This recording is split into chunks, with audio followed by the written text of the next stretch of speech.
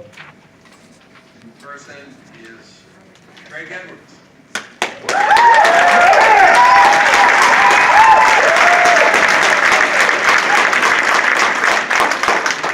First, let me say thank you for hosting tonight's event.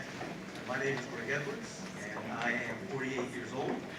I have been married for 24 years. I have 4 children, 2 grandchildren, and I have an undergraduate degree in urban leadership, a graduate degree in theology and philosophy, and a doctorate degree in public policy. I've spent the last 20 years of my life building racially diverse, culturally inclusive, and politically aware communities where we have advocated and agitated for economic and educational parity, specifically within historically marginalized communities. I'm running for Congress because I believe we have elected far too many people who value people's votes but not their voices. And so we need to interrupt that narrative and send people to Congress who are closest to the epicenter of everyday, ordinary lives, who are living in pain. I unequivocally stand for a single-payer, Medicare for all bill.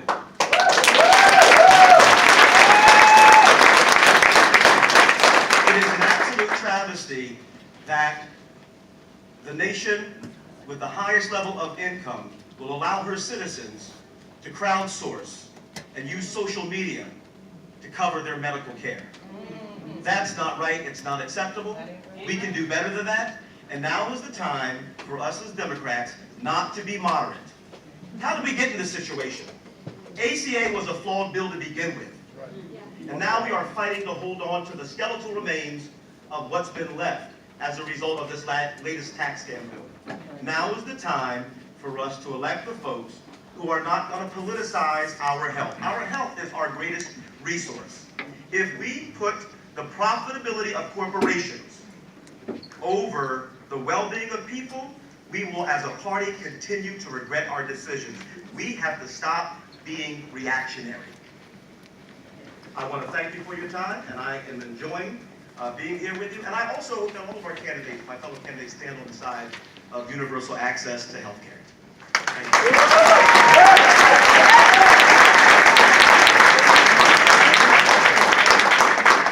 My name is Bill Leiter.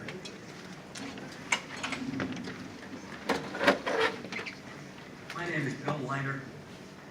I am Borough of Copley, married, 6 kids. First of all, I do want to thank you for what you're doing. You look better in person. Thank you for holding this forum.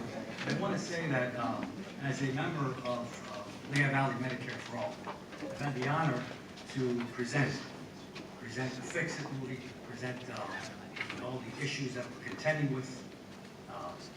I see, along with Gregory, I agree with everything he says. This is not a time to be bashful. We have a situation where the powers that be in Washington will never be for us in terms of a single-payer health care. This has to be, in my view, from the grassroots up, which is what Lehigh Valley Medicare for All and other people throughout the country are doing. We will never get this if we rely on the U.S. House members there and on the U.S. Senate. Because with one party, the other party is in the back pocket of the private health insurance industry. And unfortunately, there are Democrats who also reside in that same pocket. We need to work. We all need to work as hard as we can to build this blue tsunami that's coming. I can tell you, last year, I spent, as an elected official for over 20 years, I spent the lion's share of last year not on my campaign.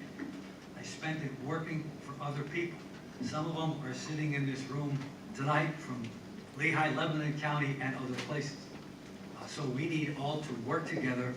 This is a grassroots movement.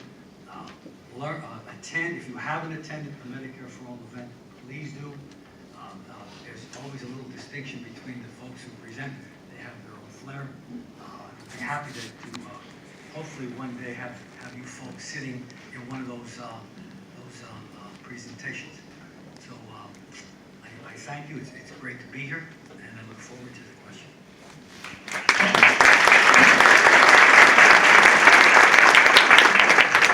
Thank you, Bill. Could every the candidates move a little bit or move the microphones closer to themselves? That'd be great. Thank you so much.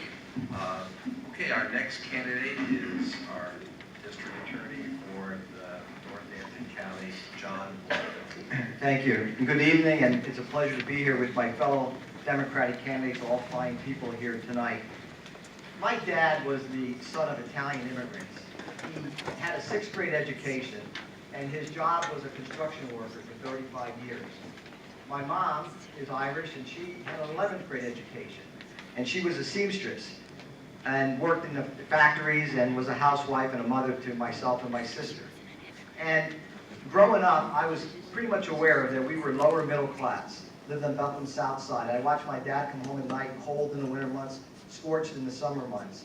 And I promised that if I made it through an education, which my parents stressed, and was able to go to college because neither of my parents were high school graduates, that I would come back to my hometown and work on behalf of those folks, people like my mom and dad, lower middle class. So I got an education at Moravian College and got into law school at Villanova, came home and opened up a practice by myself. And what I did was I fought for lower middle class folks. I represented people who were injured on the job. I represented people who had bad medical treatment, bringing lawsuits of negligence against hospitals. I represented people who were injured in accidents. And I represented a labor union. I was a lawyer for a labor union. And then after about 10, 15 years of that, I ran for DA, and I continued to fight for those who were vulnerable. I worked hard to establish a domestic violence unit in the DA's office to protect abused women. I worked hard to establish, and did establish, a sexual assault unit to help children who were the victim of predators. I took off the street, personally, the most dangerous criminals in Pennsylvania, winning and convicting in 25 murder cases that I tried to verdict. And I broke barriers. I hired the very first and second African-American assistant DAs in Northampton County history. I hired the first African-American county detective in Northampton County history. I hired the first Hispanic assistant DA and Hispanic county detective in history. And I brought women into the DA's office. 1% female representation when I took office in 1992, and within 6 months we had 50% female representation. I broke down barriers. Those are progressive things that I did as DA, and I believe it's a good record. I led the fight in Pennsylvania when I served as president of the State DA's Association to end racial profiling. I got the DA's Association, I wrote the resolution myself, to call for a study in Pennsylvania in year 2000, long before it became fashionable. And now I want to take my energy and my skills to Congress and fight for the middle class, which has been forgotten in this country. And healthcare is the #1 issue. It's the #1 issue listed on my website. And I have to say, I've learned a lot from Mitch Masters. But I'm committed myself tonight to believing that we need to move forward towards a Medicare for All solution. I've done that after studying, after listening to and watching your film, and I'm convinced that that's where we need to go, and that's where I'll be if I'm elected. Thank you very much.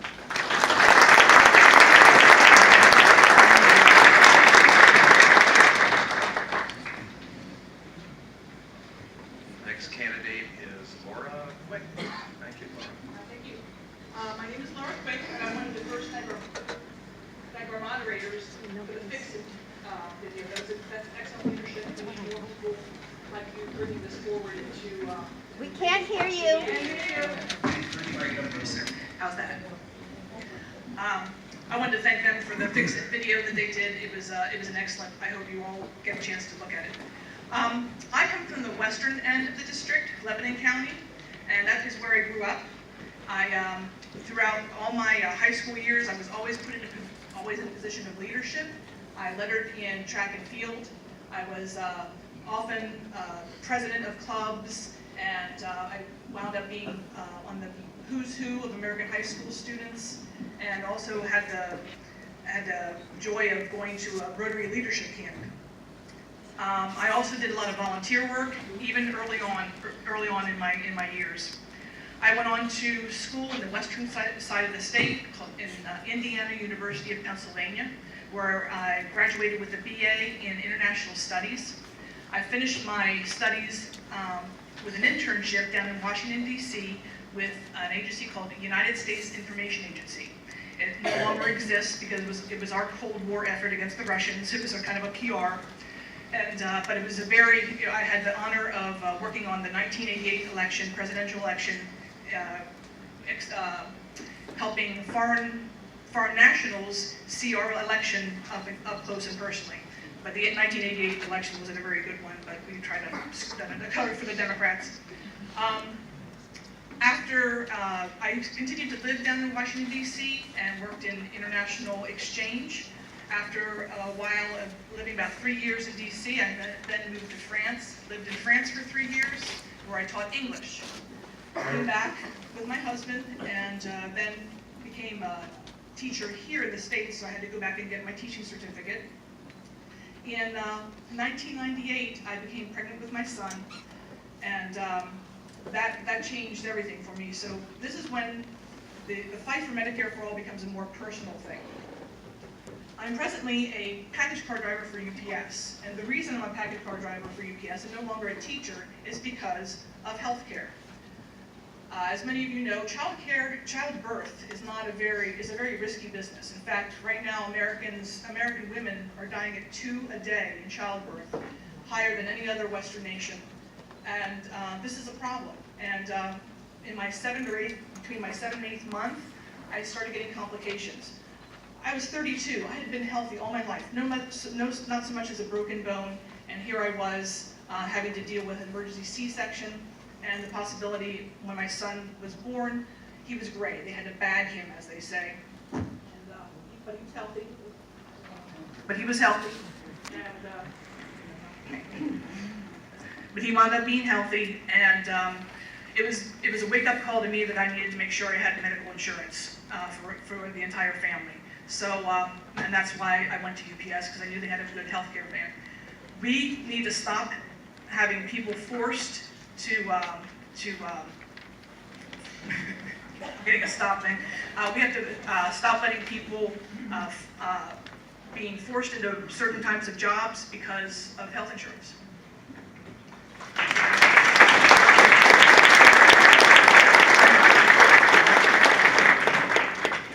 David Bryant.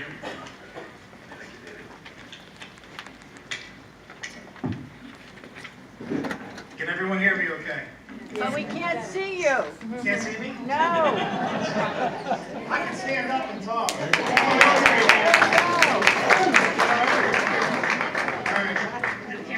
Hold on to your mic up. All right, let's make this a spectacle. Okay. So my name is David Blyden. I'm originally from Northampton County. I went to Wilson Area High School. Let's compare notes on our letters. So I was a 4-year letterman in football, a 3-year letterman in wrestling, a 2-year letterman in track and field. I was on student government. So 9/11 happened. When airplanes fell from the sky, I stood up to serve. So I dropped out of college.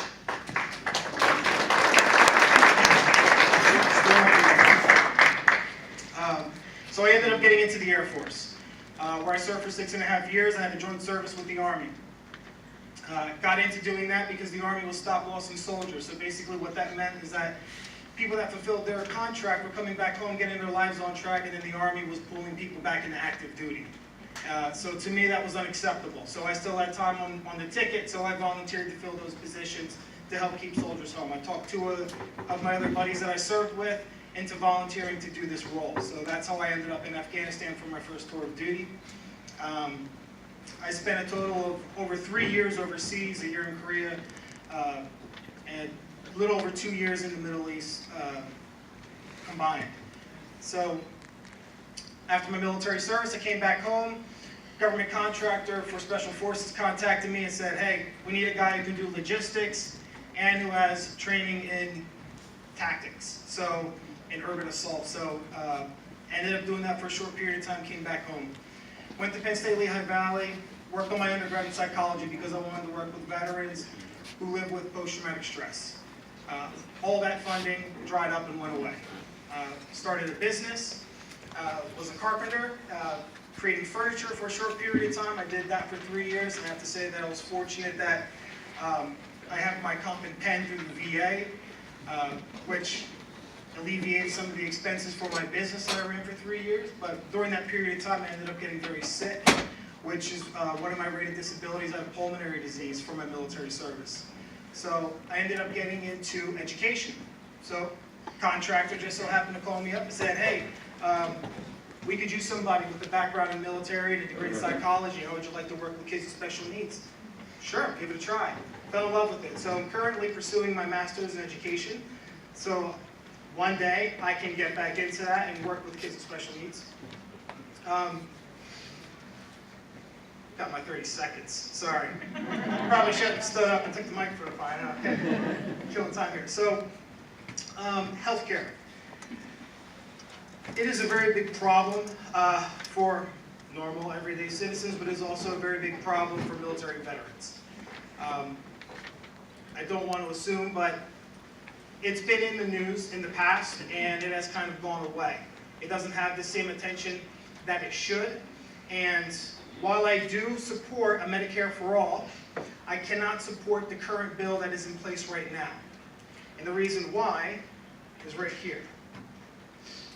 Section 4 states that once Medicare for All is enacted, under congressional approval, will veterans have access to the VA after a 10-year period.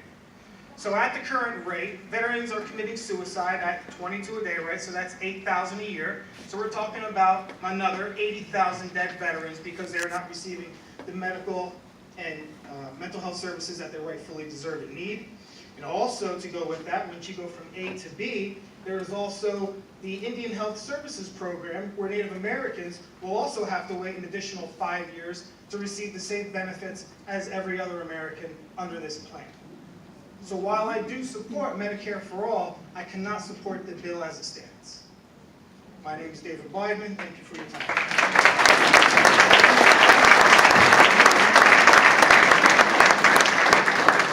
Our last candidate presenting tonight is the city solicitor for Allentown, Susan Wild. Correction, I'm no longer the city solicitor.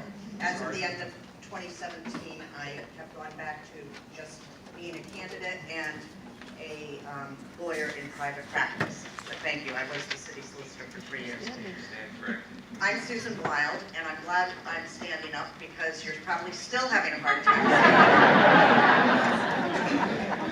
I'm a lawyer, as you just heard. I'm a passionate dog person. I'm an ardent environmentalist. But most of all, what I am is a mother. I have 2 children who are both now young adults. And as a mom, and I think all the fathers in the audience can relate to this as well as the mothers can, what I worried about most was my children's health and well-being. That was my principal #1 concern. And that's something that you never lose, even when they become adults. I was raised in a military household by a Methodist man who joined the Air Force at age 17, lying about his age, and a mother who was born and raised in the Philadelphia area and came from a long line of Quakers. She raised me to adhere to the principles of her religion, specifically peace and equality and fairness, as well as living modestly. I'm running for Congress because our country has gone off the rails, and it's time to get smart, competent, caring, and compassionate people in Congress to do the job of protecting all of the citizens all of the time. I've spent an entire career advocating for people. It's what I do as a trial lawyer, and that's what I practice. I'm actually a courtroom lawyer. My job requires me to listen hard, research carefully, bring experts in, and then fight to win. Sometimes, many times along the way, an adequate compromise is forged for the other side. But I approach every case as though we are going to fight it to win. That's what I want to do in Congress, for everyone here and for everybody in the 15th district. I believe in healthcare equality. You can call it Medicare for all, you can call it single payer. To me, that's what it's all about. What it comes down to is every single person in this room and in this country should have equal access to quality, affordable health care. I absolutely believe that health care is a right, not a privilege. Both of my parents...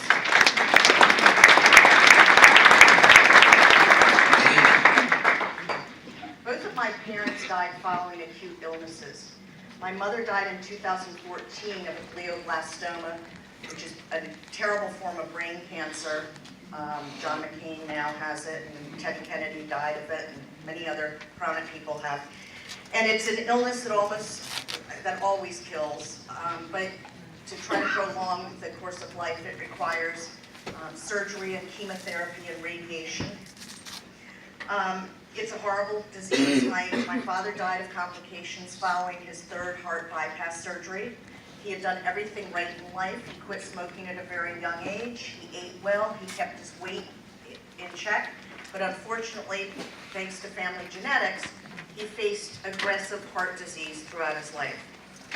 Why do I tell you this? Because no one ever chooses to get cancer or heart disease. The one thing that my sister and I had, and that our families never had to contend with in our parents' final illnesses, was medical bills. Why? Because of course they were privileged enough, thanks to my father's service, he was a career military man, to have the original American single-payer health system known as military medical care. Each of my parents had the best possible care, which was a huge comfort to our family. The grief that my sister and I endured as a result of our parents' illnesses and deaths would have been horribly compounded if we had felt that they could not afford proper medical care. No person or family should ever have to endure this burden.